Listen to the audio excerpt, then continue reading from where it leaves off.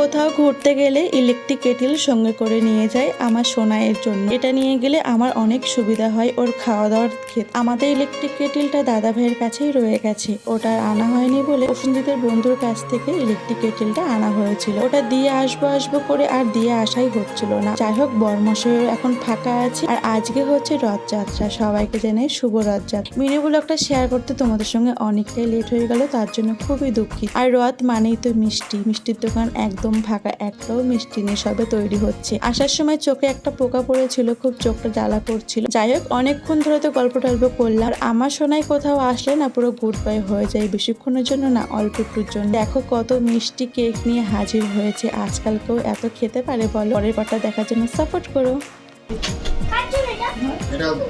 এটা আঙ্কেল আর আন্টির জন্য তোকে দেবে, তোকেও দেবে, ভাইকেও দেবে। ভাইকে দিতে তোকে কি খাবি? চকলেট দেবে তোকে।